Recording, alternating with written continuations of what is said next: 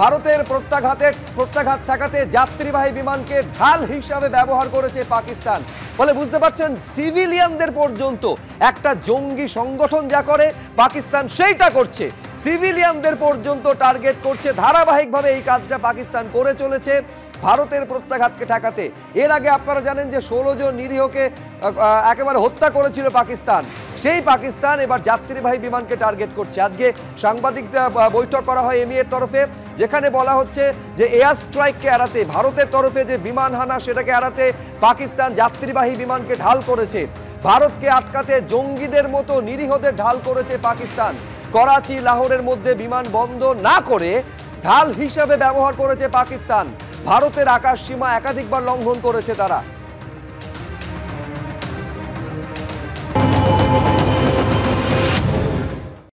पाकिस्तान का गैर जिम्मेदाराना व्यवहार फिर से सामने आया।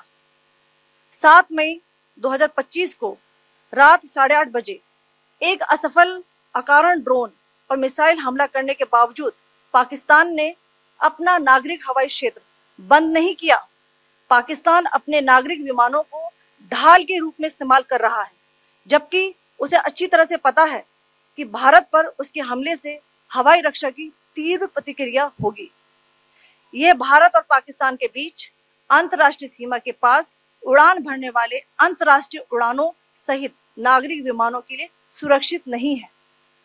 पंजाब सेक्टर में हाई एयर डिफेंस अलर्ट स्थिति के दौरान एप्लीकेशन फ्लाइट रडार 24 का डेटा दिखाया गया है। जैसा कि आप देख रहे हैं यहाँ पर भारतीय पक्ष का हवाई क्षेत्र घोषित बंद के कारण नागरिक हवाई यातायात से पूरी तरह से रहित है। कराची और लाहौर के बीच के हवाई अड्डे मार्ग पर नागरिक एयरलाइंस उड़ान भर रही है। Pakistani claims that they did not target or attack any religious places. You would recall that yesterday I shared with you an incident related to the attack on a Gurdwara in Punch.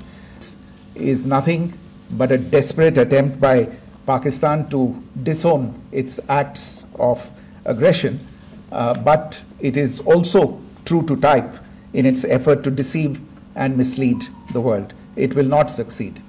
The Gurdwara in Punch in particular was attacked by Pakistan, and some local members of the Sikh community, including a Ragi of the Gurdwara, lost their lives in this incident, as I shared yesterday.